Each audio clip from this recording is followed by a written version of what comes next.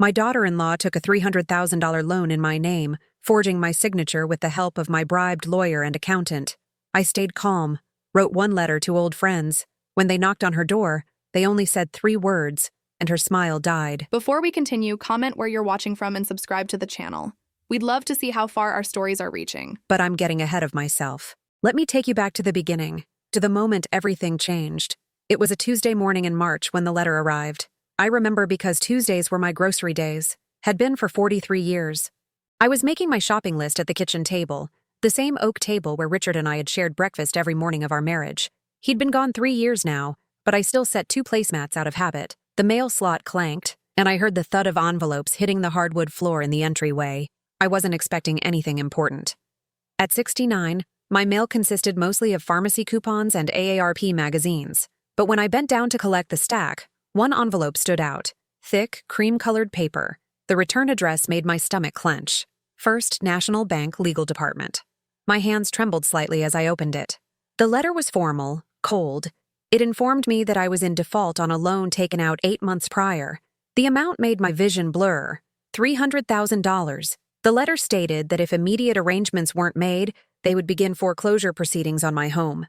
I read it 3 times. Then I sat down hard in Richard's old chair, the leather one he'd refused to replace even when the armrest split. This had to be a mistake. I'd never taken out a loan. I'd never needed to. Richard had been a respected cardiologist, and we'd lived modestly. The house was paid off. My needs were simple. I called the bank immediately. The woman who answered transferred me 4 times before I reached someone in the loan department. A young man named Derek with an apologetic voice pulled up my account. Yes, Mrs. Morrison. The loan was processed last July. You used your home as collateral. The first payment was made on time, but you've missed the last 2 months. That's impossible. I never applied for any loan. There was a pause. I heard typing. Well, ma'am, I'm looking at your signature right here on the application. And your attorney, Mr. Howard Chen, co-signed as a witness. Your accountant, Mrs. Linda Vasquez, notarized the documents. The room tilted.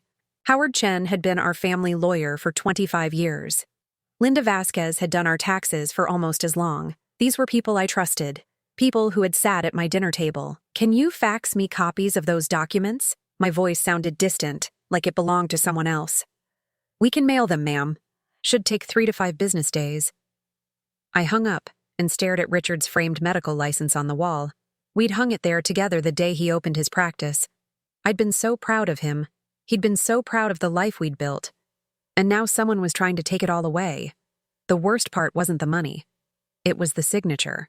Derek had said my signature was on the documents, but I knew I'd never signed anything, which meant someone had forged it. Someone who knew me well enough to copy my handwriting. I thought about the past year, about who'd had access to my personal documents, about who'd been so helpful after Richard died, offering to organize my paperwork, to make sure everything was in order. Nicole, my daughter-in-law, Brian's wife of 7 years. The woman who'd been so sweet at Richard's funeral, who'd held my hand during the burial, who'd insisted I didn't need to worry about anything because she'd take care of everything.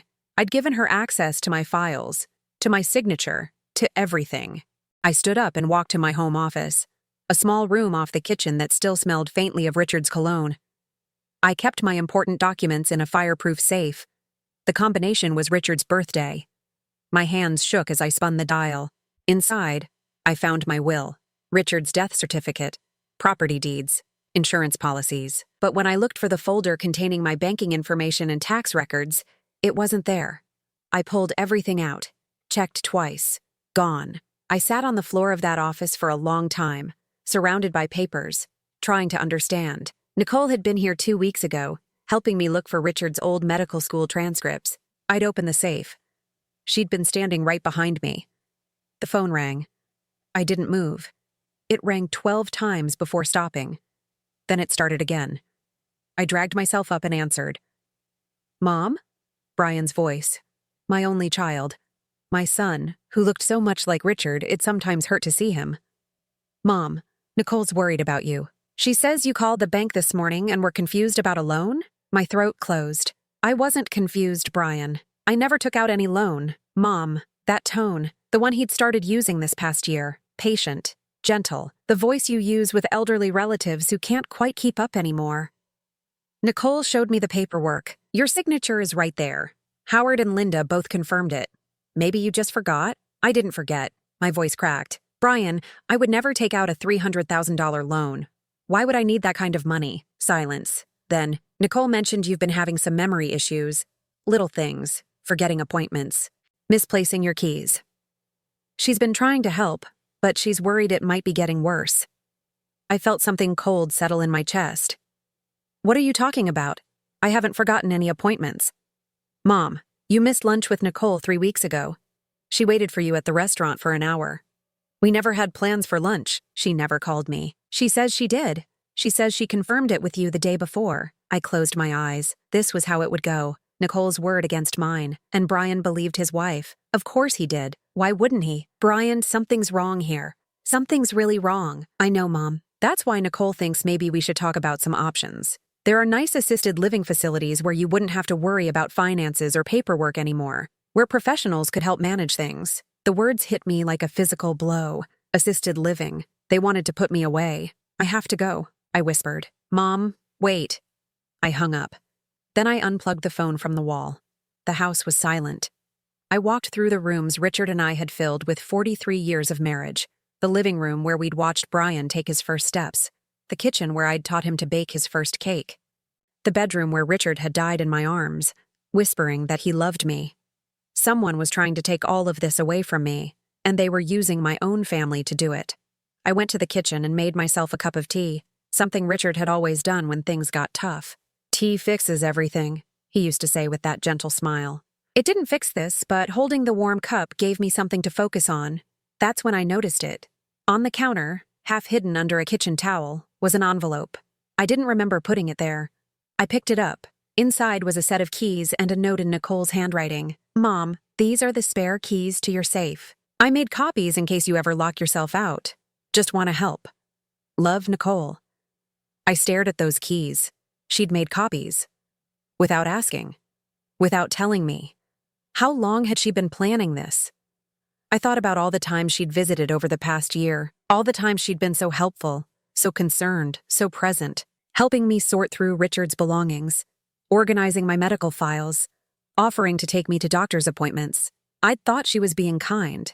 I'd thought she cared, but she'd been studying me, learning my signature, gaining access to my documents, building a case that I was incompetent, forgetting things, needing help, and I'd let her. The bank documents arrived 4 days later.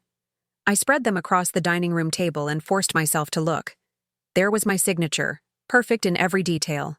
The slight backward slant on the capital P.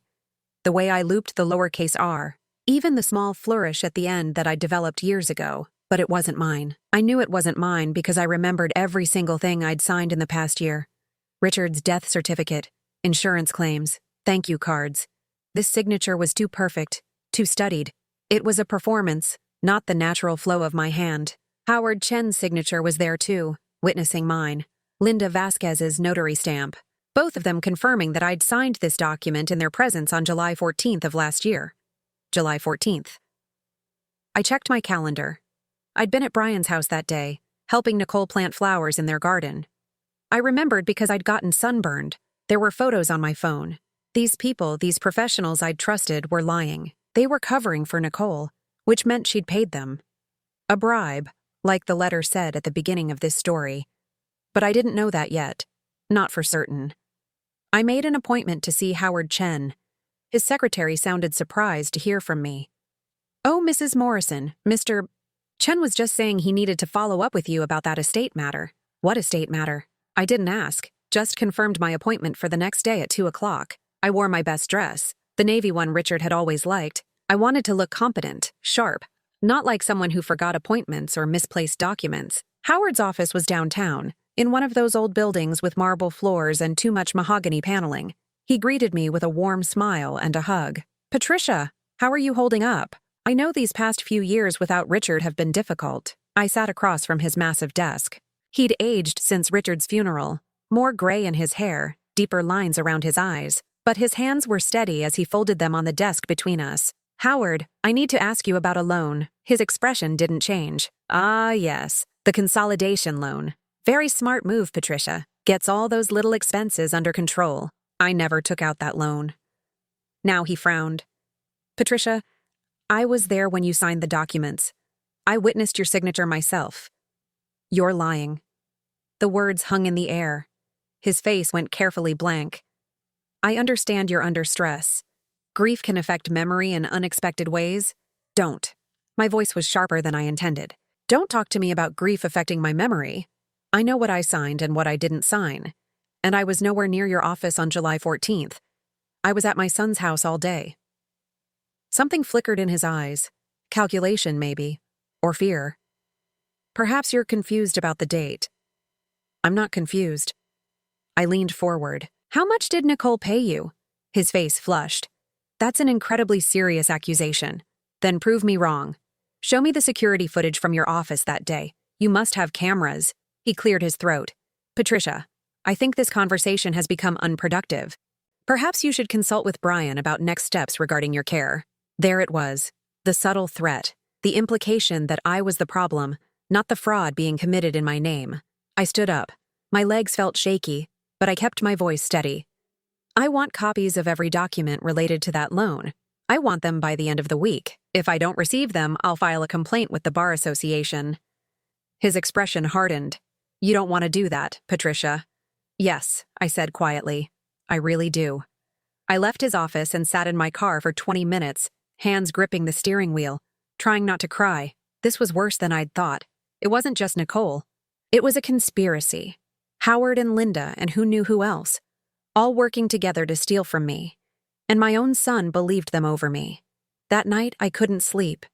I lay in bed staring at the ceiling, listening to the house settle around me. Every creak sounded like footsteps. Every shadow looked like an intruder. I'd never felt unsafe in this house before. But now I wondered who else had keys. What else Nicole had copied.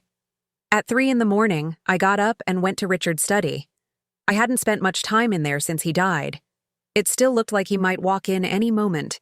White coat slung over his chair, stethoscope on the desk. The stethoscope was in a frame now, a gift from his colleagues when he retired. I touched the glass. I don't know what to do, I whispered to him. They're taking everything we built, and Brian believes them, not me. I sat at Richard's desk and opened the bottom drawer. Inside was his old address book, the leather one he'd kept since medical school. I flipped through the pages, looking at names I half remembered, colleagues, friends, patients. Then I saw it. A page marked with a small red star. 3 names, written in Richard's careful handwriting. James Mitchell, Robert Chen, William Barnes. Next to each name was a note. Saved his life. 1987. I remembered the story. Richard had been on call when 3 businessmen were brought in after a car accident. Everyone thought they'd die, but Richard had worked for 16 hours straight to save them. They'd been grateful, had stayed in touch over the years. Sent Christmas cards, came to Richard's retirement party.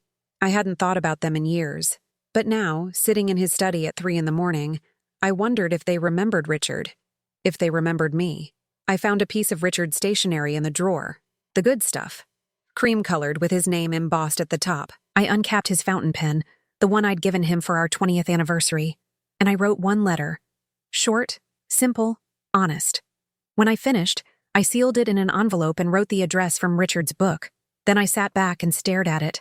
This was my one move, my only card to play. If these men didn't remember, didn't care, didn't respond, then I had nothing. Nicole would win. I'd lose my home, my dignity, my son. But something Richard used to say kept echoing in my mind. The people you save never forget. I hoped he was right. 3 days later, I was making breakfast when I heard a car pull into my driveway. I looked out the window and felt my heart stop. A black sedan, expensive, with a man in a suit stepping out. He was in his 60s, silver hair, confident walk. He rang my doorbell. I answered with my hand shaking slightly. He smiled, gentle and professional.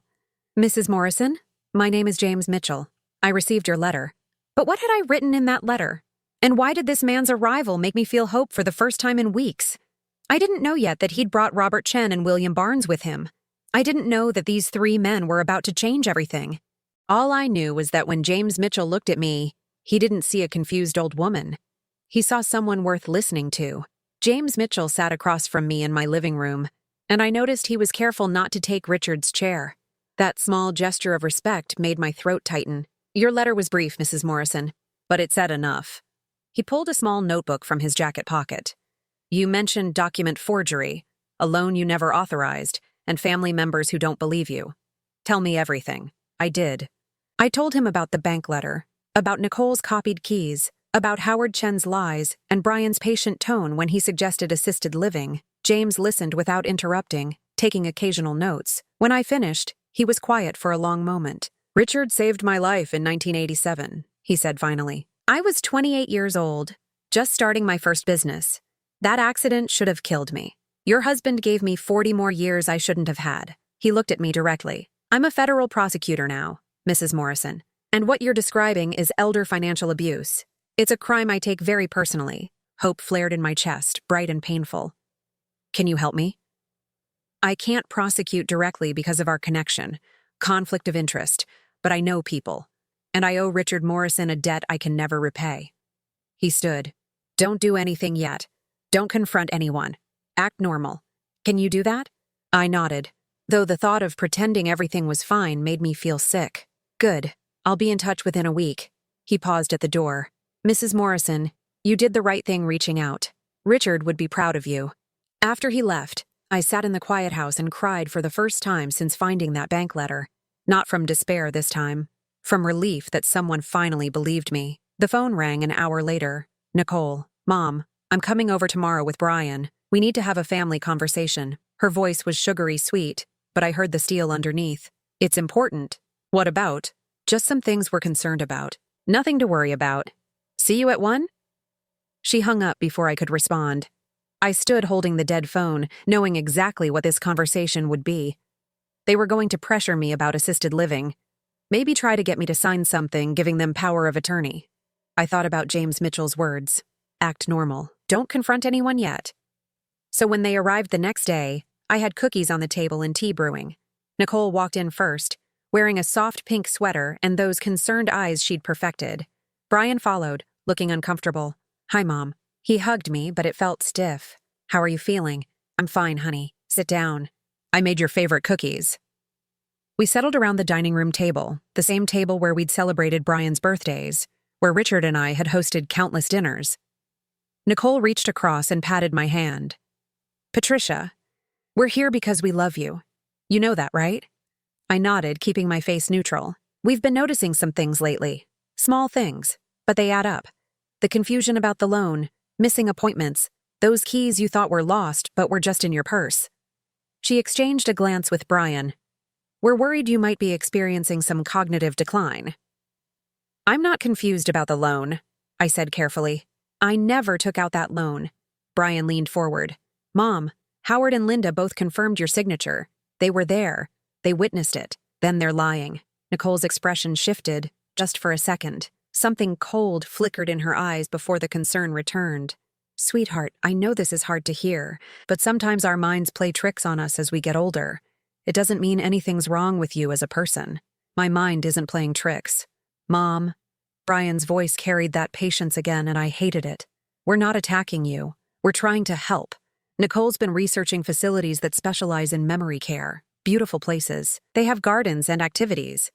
I don't need memory care, but you might soon. Nicole squeezed my hand tighter.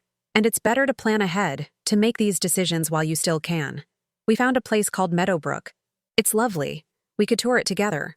I pulled my hand away. I'm not touring any facilities. I'm staying in my home. Nicole's face hardened. Patricia, that's not practical. You have a $300,000 loan to pay back. The bank is going to take your house unless you can make payments. And with your memory issues, how are you going to manage that? There it was. The real reason for this conversation. They needed me compliant, willing to give up the house without a fight. Maybe I should contest the loan, I said quietly. If I didn't sign those documents, the loan isn't valid. Nicole and Brian looked at each other. Then Brian said, Mom, you can't just accuse people of forgery without proof. Howard and Linda are respected professionals. Making allegations like that could get you in serious legal trouble. More trouble than having my identity stolen. No one stole your identity. Nicole's voice was sharper now. You took out a loan and forgot about it. That's what's happening here. And instead of accepting help, you're creating conspiracy theories. I looked at my son. Brian, do you really believe I would forget borrowing $300,000? He wouldn't meet my eyes. I believe you think you didn't take out the loan, but Nicole's been documenting your memory issues for months. The missed appointments, the repeated questions, the confusion about dates. She's been trying to protect you. Protect me from what? From yourself. Nicole stood up. Patricia, I've been patient. I've tried to help you gently, but you're not making this easy. Your sister agrees with us, by the way. Karen thinks it's time for you to accept that you need help. My sister. They'd talked to my sister about me. I felt something crack inside my chest. When did you talk to Karen? Last week. She's noticed the same things we have. She's worried about you living alone. Nicole picked up her purse. We're having a family dinner Sunday at our house. Everyone will be there. Your sister, Brian's cousins, everyone who cares about you. We need to make some decisions together. Decisions about my life. Decisions about keeping you safe. She walked to the door, then turned back. Oh, and Patricia? I think it would be best if I held onto your spare house keys for now, just in case you lock yourself out or there's an emergency. I stared at her. I want those keys back. We'll talk about it Sunday. She kissed Brian on the cheek. Come on, honey. Your mother needs time to process. After they left, I sat at the table surrounded by untouched cookies and cold tea. They'd talked to Karen. They'd documented my supposed memory issues. They were building a case against me, turning my own family into witnesses to my incompetence. The phone rang. I almost didn't answer, but something made me pick up. Mrs. Morrison, it's James Mitchell. I need you to do something for me. Do you have a smartphone? Yes. Good. From now on, I want you to record every conversation you have with Nicole, Brian, or anyone else involved in this situation. Can you do that discreetly? My hand tightened on the phone.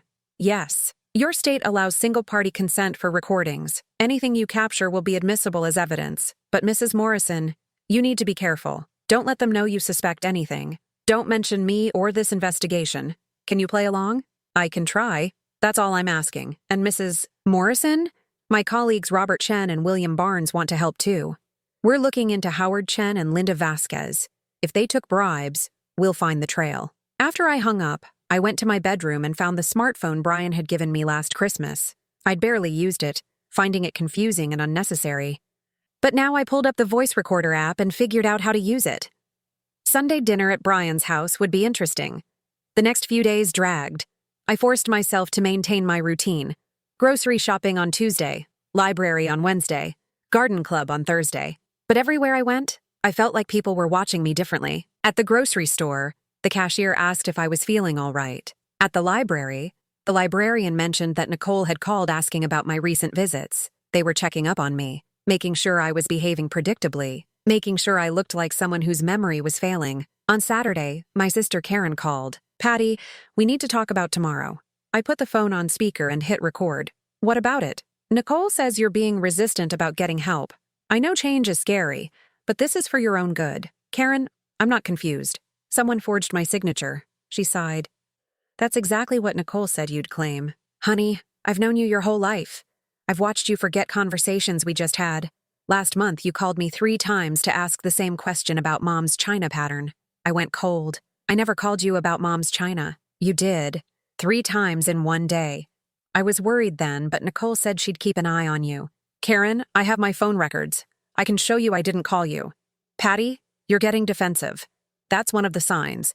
Just come tomorrow with an open mind, okay? Everyone who loves you is trying to help. After we hung up, I checked my call log.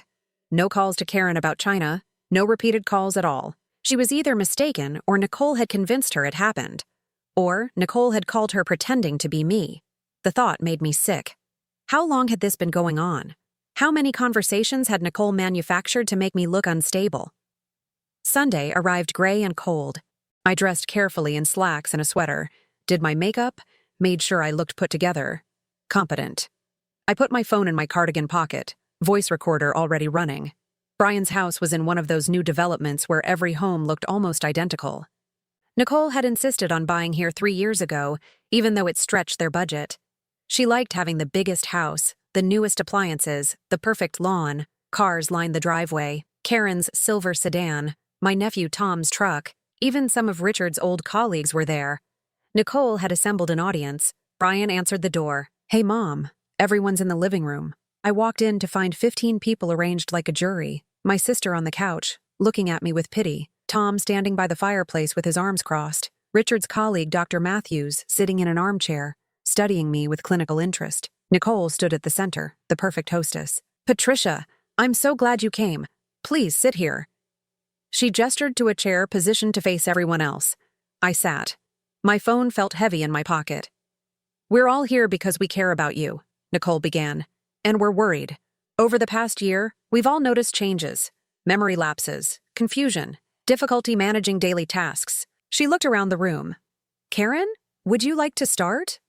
My sister cleared her throat. Patty, I love you, but you've been forgetting things. Important things. Conversations, appointments, events. Last month, you forgot my birthday. Your birthday is in October. It's March. Exactly. You forgot it happened. I waited all day for you to call. I stared at her. Karen, your birthday hasn't happened yet this year. She looked at Nicole, uncertain. Nicole jumped in smoothly. See? This is what we mean. Patricia, your sister's birthday was 6 months ago. You missed it completely. No. I kept my voice steady. Karen's birthday is October 17th. It hasn't happened yet. Tom spoke up. Aunt Pat, you're getting confused about time. That's exactly what we're concerned about. The room murmured agreement. I looked from face to face, seeing the same expression on all of them. Pity, concern, certainty that I was the problem. Does anyone in this room actually remember when Karen's birthday is? I asked. Silence. Then Dr. Matthews said gently, Patricia, I think we're getting off track. The point is that there's a pattern of concerning behavior, and we all want to help you. By putting me in a home. By making sure you're safe, Nicole corrected. Patricia, you have a massive loan you can't pay. You're living alone in a house that's going to be foreclosed on. You can't manage your finances, and you're refusing help from people who love you. I never took out that loan. Mrs. Morrison. Dr. Matthews leaned forward. I've known you for 30 years. I respected Richard deeply.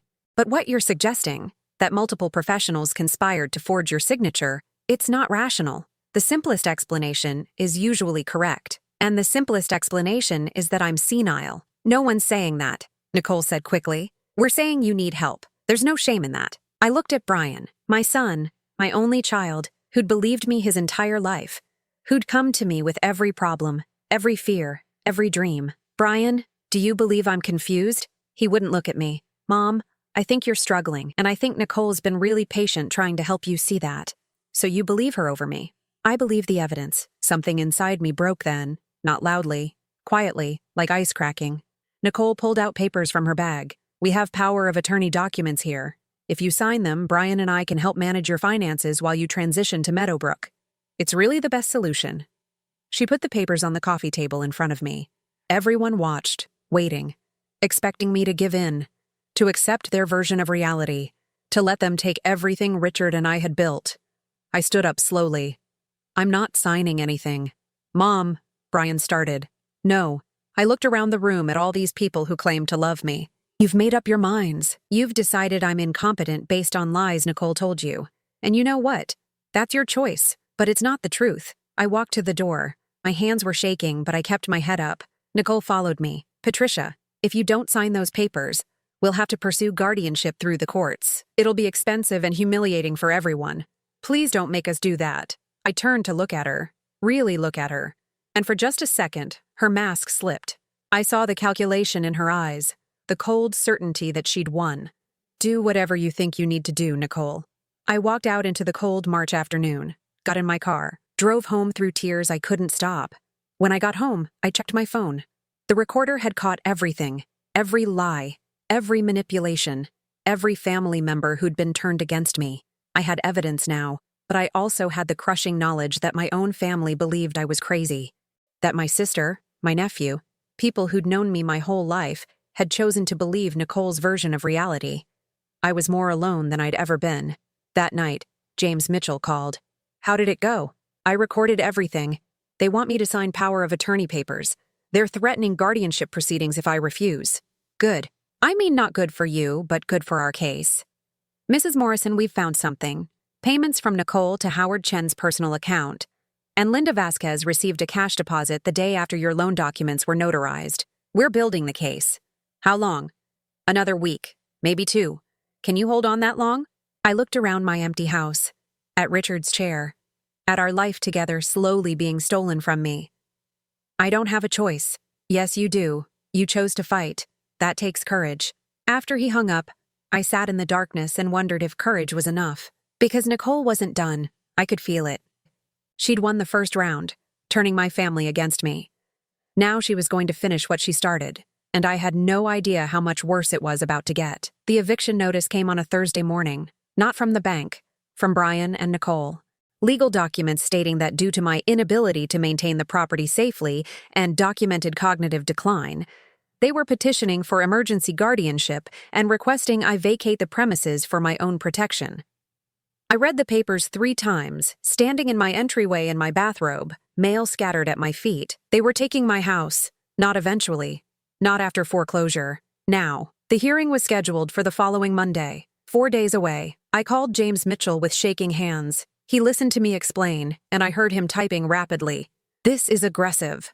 Very aggressive. They're trying to force your hand before we can build our case. He paused. Mrs. Morrison, do you have somewhere safe you can stay?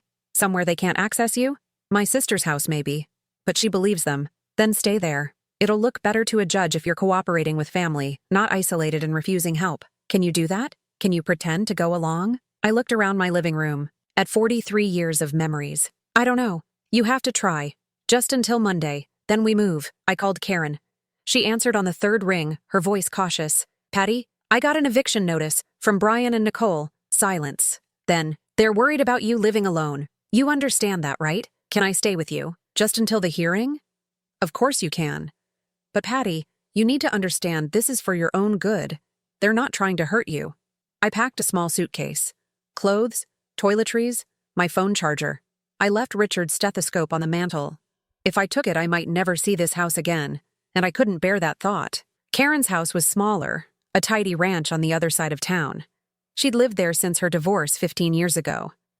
She met me at the door with a hug that felt more like pity. The guest room is ready. I cleared out the closet for you. The guest room was barely bigger than a closet itself.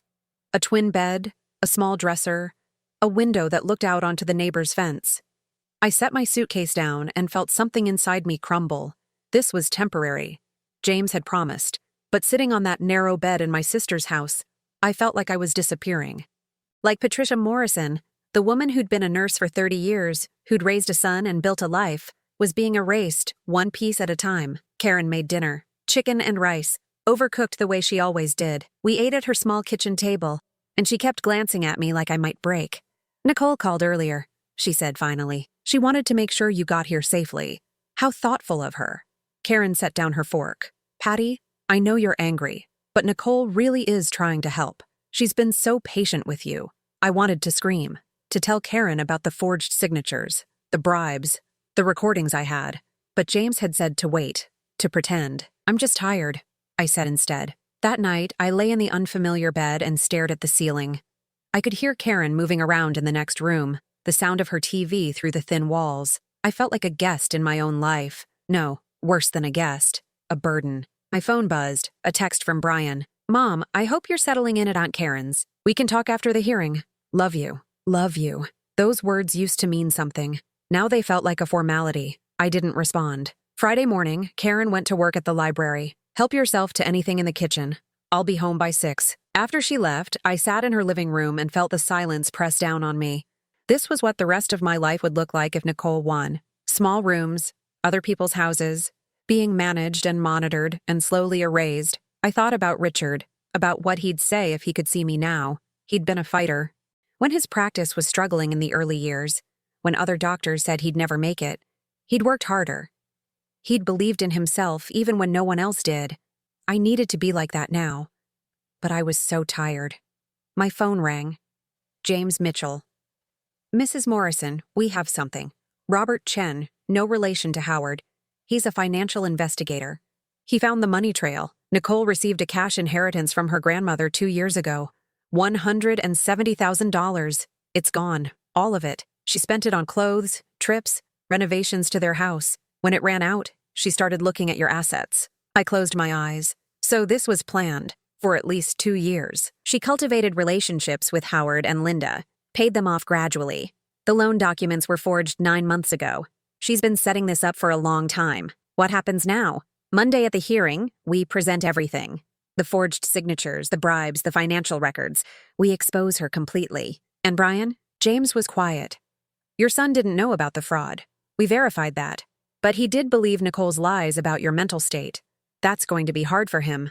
After we hung up, I sat with that knowledge. Brian was innocent of the crime, but guilty of betraying me. He'd chosen to believe I was incompetent rather than consider that his wife might be lying.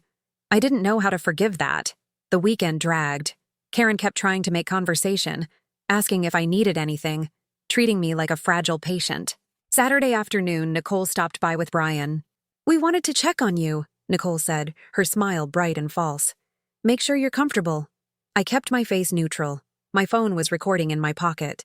I'm fine. Mom, about Monday. Brian sat next to me on Karen's couch. The judge is going to ask you questions. It's important that you're honest about your confusion. I'm not confused. Nicole's smile tightened. Patricia, denial is common with cognitive decline, but the judge needs to understand that you're not capable of managing your own affairs, for your own safety. I looked at my son, at the man I'd raised to be honest and kind. Brian, do you really believe I'm incompetent? He looked away. I believe you need help. That's not the same thing.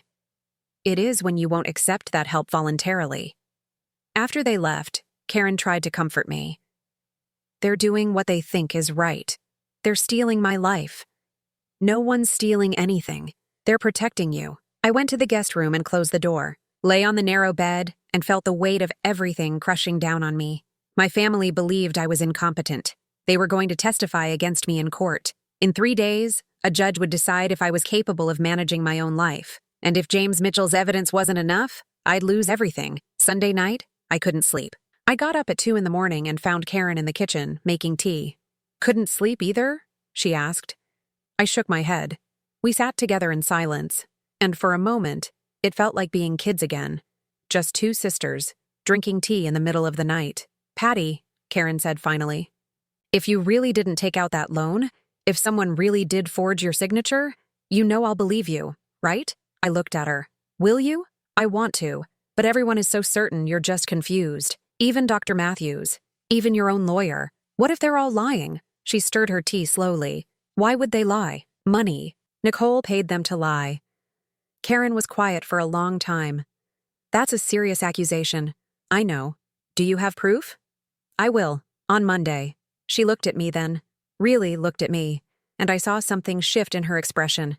Not quite belief, but maybe doubt in what she'd been told. I hope you're right, she whispered. Monday morning arrived gray and cold. I dressed carefully in a navy suit, the one I'd worn to Richard's funeral. I wanted to look competent, professional, not like someone who needed to be managed. Karen drove me to the courthouse. Do you want me to come in with you? No. This is something I need to do alone. The courtroom was smaller than I expected. Brian and Nicole were already there with their lawyer, a sharp-looking woman in an expensive suit. Howard Chen sat behind them, along with Linda Vasquez. They'd assembled their witnesses. I sat on the other side of the aisle, alone. Then the door opened and James Mitchell walked in. Behind him came Robert Chen and William Barnes, the 3 men Richard had saved. They nodded at me and took seats in the gallery. Nicole's face went pale. She leaned over to whisper something to Brian, who looked confused. The judge entered, an older woman with steel gray hair and sharp eyes. This is a petition for emergency guardianship. Let's begin. Nicole's lawyer stood. Your Honor, we're here because Patricia Morrison is suffering from severe cognitive decline. She's unable to manage her finances, has forgotten significant events, and recently took out a $300,000 loan she now claims to have no memory of. Her family is deeply concerned for her safety. The judge looked at me. Mrs. Morrison, do you have representation? Before I could answer, James Mitchell stood. Your Honor, if I may approach? And you are? James Mitchell, federal prosecutor. I'm not representing Mrs. Morrison in this guardianship matter, but I have evidence relevant to these proceedings. Evidence of fraud. The courtroom went silent. Nicole's lawyer recovered quickly. Your Honor, this is highly irregular. I'll allow it. The judge gestured. Approach. James handed her a folder. I watched her face as she read. Her expression hardened. Mrs. Morrison, the judge said. Did you authorize a loan for $300,000 in July of last year? No, Your Honor, I did not. Your Honor, Nicole's lawyer interjected. Mrs. Morrison's signature is on the documents, witnessed by her attorney and notarized by her accountant. Her signature was forged. James's voice was calm and clear. We have handwriting analysis proving it. We also have bank records showing payments from Nicole Morrison to both Howard Chen and Linda Vasquez in the weeks before and after the loan was processed. This isn't a case of cognitive decline. It's elder financial abuse.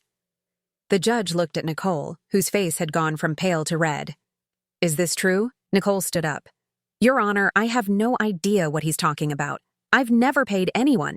You received $170,000 from your grandmother's estate 2 years ago, James continued. You spent all of it. When the money ran out, you targeted your mother-in-law. You forged her signature, bribed her professional advisors, and then manufactured evidence of cognitive decline to cover your tracks. Brian turned to stare at his wife. Nicole, what is he talking about? She ignored him, focusing on the judge. This is absurd. I've been trying to help Patricia. She's the one who's confused. We have recordings. James pulled out a small device. Mrs. Morrison recorded her interactions with you over the past 2 weeks, including a family meeting where you pressured her to sign power of attorney documents while family members testified to incidents that never happened. The judge held up her hand. I want to hear these recordings. For the next 30 minutes, my own voice filled the courtroom. Nicole's sweet manipulation, Brian's patient dismissal of my concerns, Karen's certainty about events that never occurred, the family meeting where everyone agreed I was incompetent. And then, Nicole's voice when she thought we were alone. If you don't sign those papers, we'll pursue guardianship. It'll be expensive and humiliating for everyone. When the recordings ended, the courtroom was silent. The judge looked at Nicole. Mrs. Morrison, I'm denying this petition for guardianship. I'm also referring this matter to law enforcement for investigation of fraud, forgery, and elder abuse. Nicole's lawyer stood. Your Honor, we're done here. The judge stood. Mrs. Morrison, you're free to return to your home, and I'm issuing a restraining order. Nicole Morrison is not to come within 500 feet of you or your property. I sat frozen. It was over. I'd won. Brian was staring at Nicole with something like horror dawning on his face. You lied. About everything. She turned to him, tears streaming down her face. Brian, please, I can explain. You tried to steal from my mother. You made me think she was losing her mind. I did it for us. We were drowning in debt, and she had so much. Get away from me. His voice was quiet, but it cut through the room like a blade. As the bailiff escorted Nicole out, she looked at me one last time. The mask was gone completely.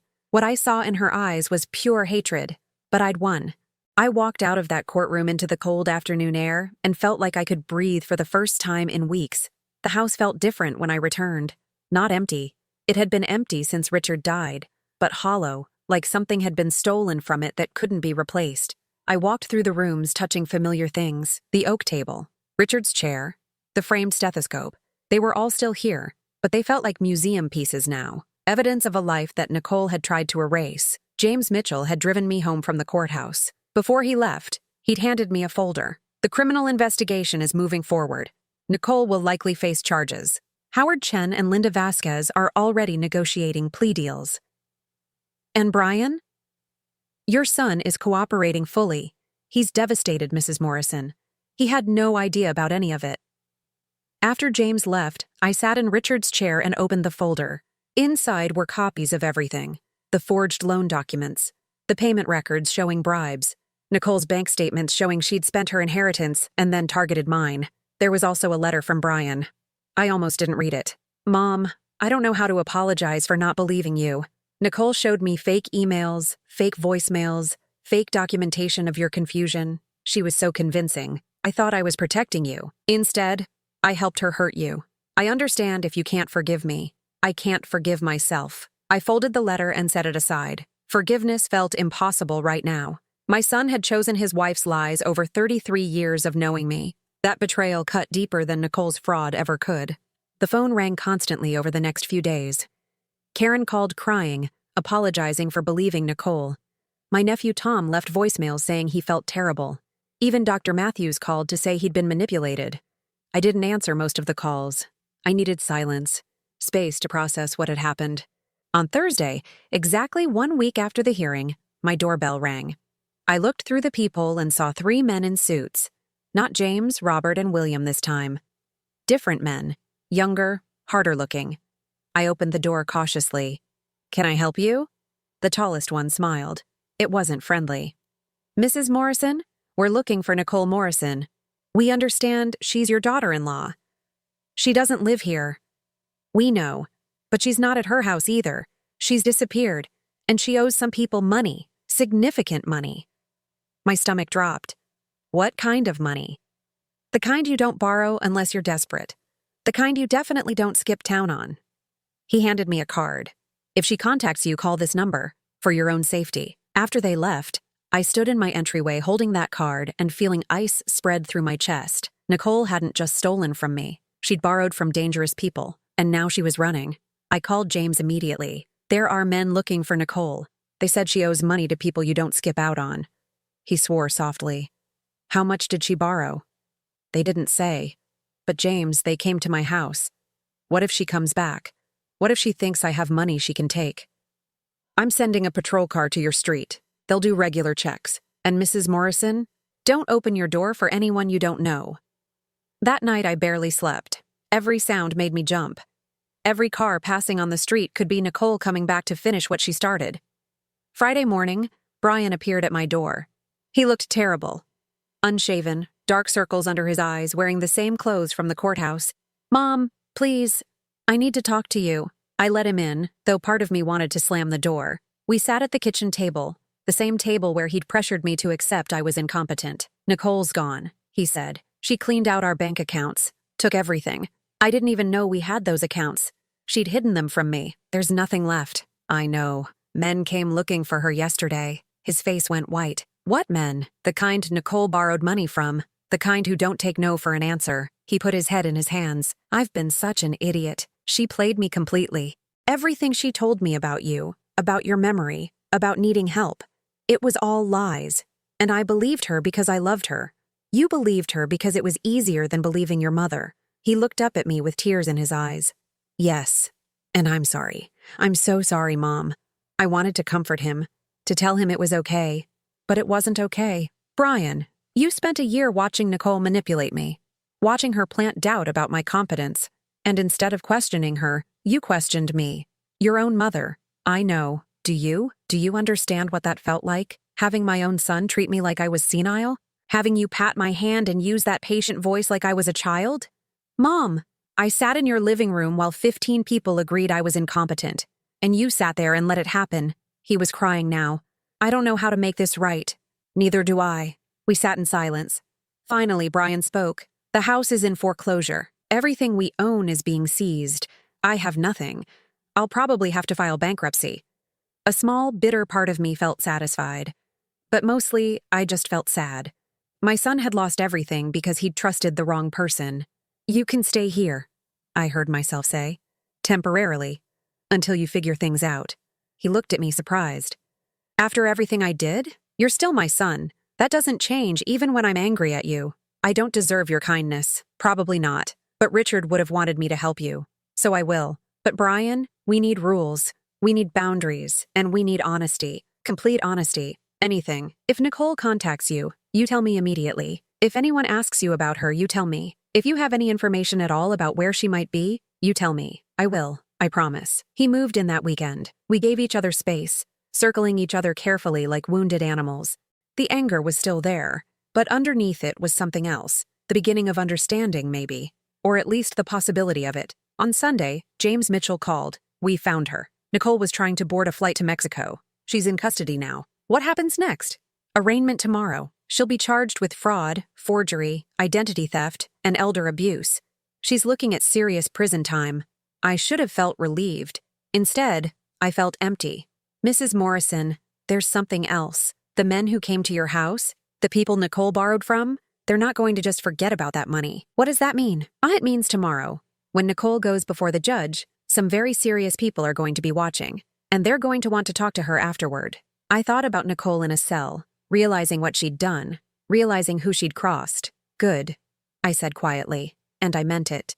The call came from Detective Sarah Chen on a Tuesday morning. "Mrs. Morrison, Nicole wants to see you. She's requesting a meeting before sentencing." I stood in my kitchen, Phone pressed to my ear, feeling my pulse quicken. Why? She says she wants to apologize. Personally, it's not required, and I'd understand if you refused. I thought about it, about Nicole sitting in a cell, facing years in prison, about everything she'd tried to take from me. I'll come. Brian looked up from his coffee when I told him. He'd been living with me for 2 weeks now, quiet and careful, trying to earn back trust he knew was broken.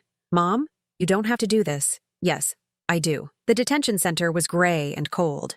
They searched my purse, made me walk through metal detectors, led me to a small room with a table and 2 chairs. Nicole was already there when I entered. She looked different. No makeup, hair pulled back, wearing an orange jumpsuit, but her eyes were the same. Sharp, calculating. Patricia. She tried to smile. Thank you for coming. I sat down across from her and said nothing. I wanted to apologize. For everything. I was desperate and I made terrible choices. Her voice was soft, rehearsed. I never meant to hurt you. Yes, you did. The mask slipped just for a second. I needed that money. You don't understand what it's like to be drowning in debt, to watch everything fall apart. So you decided to destroy me instead. She leaned forward. You had so much. The house, the savings, all of Richard's money just sitting there while you lived your quiet little life. It wasn't fair. There it was. The truth underneath all the sweet manipulation. She'd resented me, envied me, thought she deserved what Richard and I had built. You forged my signature. You bribed my lawyer and accountant. You convinced my own family I was losing my mind. You tried to steal everything. I kept my voice steady. And you think it wasn't fair that I had a comfortable life? I was trying to survive. By burying me. Nicole's eyes hardened. You won, Patricia. You have your house, your money, your precious reputation. I'm going to prison. Isn't that enough? No. She blinked. What? It's not enough, because you don't understand what you did. You didn't just try to steal money. You tried to erase me. To make everyone believe I was incompetent, that I couldn't be trusted, that I was a burden. You tried to take away my dignity. I did what I had to do. No, you did what you chose to do. There's a difference. Nicole sat back, arms crossed. Is this why you came? To lecture me? I came because I needed to see your face when I tell you this. I leaned forward. You failed.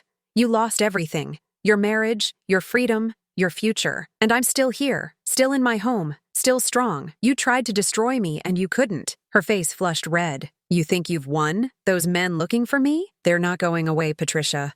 They think I have money hidden somewhere. And when they realize I don't, they're going to start asking questions about you, about your assets, your house. Are you threatening me? I'm warning you. You should have let me have the money. Now everyone loses. I stood up. Goodbye, Nicole. Wait. Her voice cracked. Patricia, please, I'm sorry. I really am sorry. Can't you see I'm suffering? I looked at her one last time, saw the desperation, the fear, the realization that her choices had consequences she couldn't escape. Yes, I said quietly. I can see that.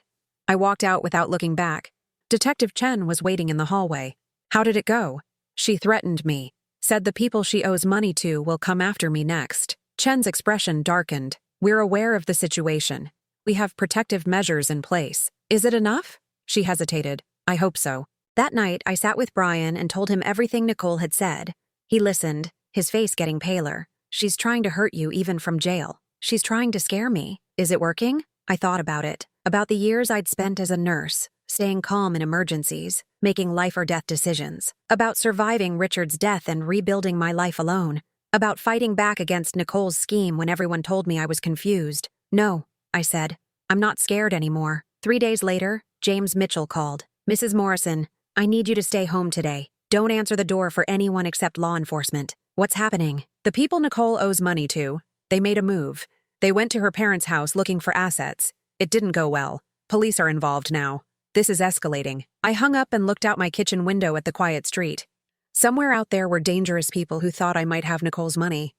People who wouldn't care about restraining orders or police protection. Brian appeared in the doorway. Mom, what's wrong? Before I could answer, the doorbell rang. We both froze.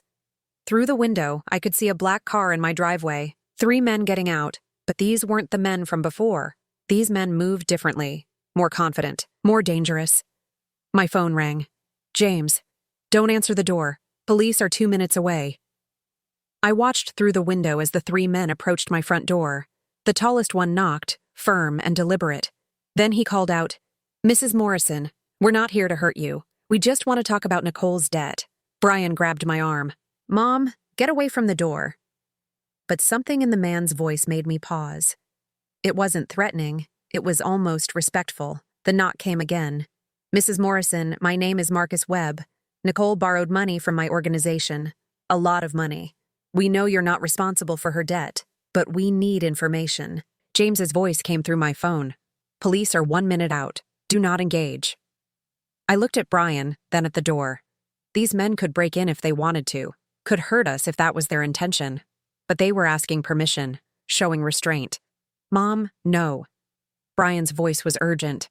I walked to the door and opened it, keeping the chain lock in place. Marcus Webb looked at me through the gap.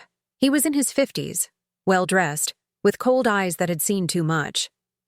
Mrs. Morrison, thank you. You have 1 minute before the police arrive. He nodded, almost smiling. Fair enough. Nicole owes us $100,000. Money she borrowed to pay off other debts. We want our money. We don't want trouble with you. I don't have her money. We know, but we think you know where she might have hidden assets. We think she might have told you something, might have left something with you. She didn't. He studied my face.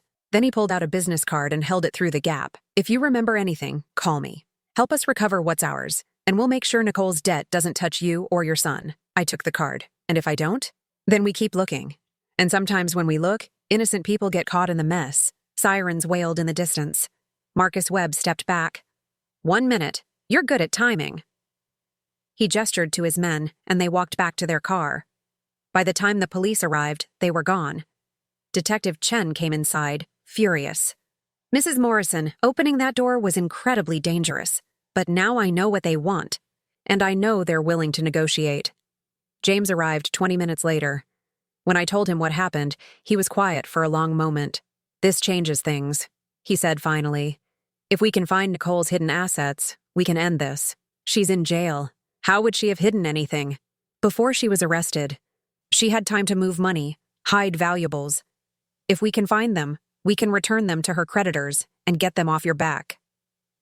I thought about Nicole's face in the detention center, her anger, her threats. She'll never tell us where anything is. James smiled grimly. She doesn't have to. We have something better. What? Her former partners, Howard Chen and Linda Vasquez. They've been talking to avoid prison time, and they have information about where Nicole might have stashed money. Hope flickered. So this could actually end if we move fast, before Marcus Webb runs out of patience. That night, I lay in bed thinking about everything, about Nicole's hatred, about dangerous men with cold eyes, about my son sleeping in the guest room trying to rebuild his life. And I thought about Richard's voice in my head, steady and calm. You're stronger than you know, Patricia. I was about to find out just how strong. Howard Chen's information led us to a storage unit in Nicole's maiden name. Inside were boxes of designer clothes, jewelry, and a safe deposit box key. James and I stood in that storage unit while police documented everything. The jewelry alone is worth $60,000, the appraiser said. The rest might cover another $30, still short, I said quietly. James nodded, but it's enough to show good faith, enough to negotiate. That afternoon, James arranged a meeting with Marcus Webb. Neutral location, police nearby but not visible. I insisted on being there. Mom, this is dangerous, Brian said. So was opening the door. So was going to court. So was everything I've done these past 2 months. I looked at my son. I need to finish this myself. We met in a coffee shop downtown. Marcus Webb arrived alone, which James said was a sign of respect. He sat across from me and ordered black coffee. You found something, he said. $90,000 worth of assets. It's not the full 100,000, but it's what exists. He studied me. And you're offering this freely? I'm offering it to close Nicole's debt and get you out of my life. Something like amusement flickered in his eyes. You have nerve, Mrs. Morrison. I respect that. He pulled out his phone and made a call. Spoke quietly for a moment, then hung up. Done. Nicole's debt is settled. You and your son are clear. Relief washed over me. Thank you. Don't thank me. You earned this by being smarter than Nicole. He stood to leave, then paused. One more thing. Nicole's being transferred to county jail tomorrow for sentencing. We sent 3 of our people to deliver a message. What message? His smile was cold. That her debt is paid, but her reputation isn't. Word travels in places like that. By the time she gets out, she'll understand what it means to cross certain lines. After he left, I sat with James in the coffee shop, hands shaking around my cup. It's over, James said gently. Really over. But there was one thing left. The next day, Detective Chen called. Mrs. Morrison, Nicole's asking to see you again. She seems desperate. Says it's urgent. No. I thought you'd say that, but you should know. The 3 men visited her last night. I don't know what they said, but she's terrified. I thought about it. About Nicole sitting in a cell, finally understanding what real consequences felt like. I'll come. This time, when they led me to the visiting room, Nicole was already crying. Her hands shook as she reached toward me through the barrier. Patricia, please. You have to help me. Those men, they said terrible things. They said people in prison will know about me, will know what I did. You tried to steal from a vulnerable widow, I said calmly. You destroyed your marriage. You betrayed everyone who trusted you. What did you think would happen? I'm sorry. I'm so sorry. Please, you have to tell them to stop. You have to make this right. I did make it right. I paid your debt with the assets you stole and hid. You're clear with them now. What happens in prison is between you and the choices you made. Her face crumpled. But they said people will know what I did to you. They'll know I targeted an elderly woman, that I'm the worst kind of person. You are. The words hung in the air. Simple. True. Nicole stared at me, and for the first time, I saw complete defeat in her eyes. Not just fear, understanding. You won, she whispered. No, I survived. There's a difference. I stood to leave. Patricia, wait, please. Isn't there anything I can do? Any way to fix this? I looked at her one last time. This woman who'd tried to erase me, who'd turned my family against me, who'd almost succeeded in stealing everything Richard and I had built. You can learn, I said quietly. You can spend your time in prison thinking about who you want to be when you get out, if you're even capable of change. I walked out of that detention center for the last time. 3 weeks later, Nicole was sentenced to 4 years in prison. Brian and I didn't attend. We were at home, planting flowers in the garden, Richard's garden. Mom, Brian said as we worked the soil, I've been thinking about what happened, about how I failed you. We've talked about this. No, let me finish. I've been in therapy, trying to understand how I let Nicole manipulate me so completely. And I realized something. I was afraid. I looked at him. Afraid of what? Of you getting older. Of losing you like I lost Dad. Nicole played on that fear. Every time she mentioned your memory, your confusion, I wanted to believe it was manageable. That if we just got you help, everything would be okay. I couldn't face the idea that I might lose you, too. I set down my trowel. Brian, everyone gets older. That's life. But that doesn't mean I stop being your mother. That doesn't mean I stop being capable. I know that now. I'm sorry it took almost losing you to learn it. We finished planting the flowers in silence. When we were done, we sat on the back porch with iced tea, looking at our work. Your father would have liked this, I said. He would have been proud of you, the way you fought back. I thought about Richard, about the letter I'd written to his old friends, about how he'd saved their lives once, and they'd saved mine in return. He taught me to be strong. I just forgot for a while. My phone buzzed, a text from James Mitchell. Howard Chen sentenced to 2 years. Linda Vasquez got probation and lost her license. Justice served. I showed Brian. He read it and nodded. Good. We sat together as the sun set over the garden. My son and I, rebuilding trust one conversation at a time. It wasn't perfect. The hurt was still there. But we were trying. That night, I took Richard's stethoscope down from the mantel, held it in my hands, ran my fingers over the engraving. Dr. Richard Morrison, saving lives since 1982. He'd saved lives his whole career, and in the end, the lives he'd saved had saved mine. I hung the stethoscope back up, but in a different spot. Not as a memorial, but as a reminder that kindness comes back, that the people you help remember, that strength can be quiet and still be powerful. 6 months later, I started volunteering at a senior center, teaching classes about financial safety and elder abuse prevention. I told my story, leaving out names but keeping the truth. Other women listened, some crying, some nodding in recognition. How did you know to fight back? One woman asked.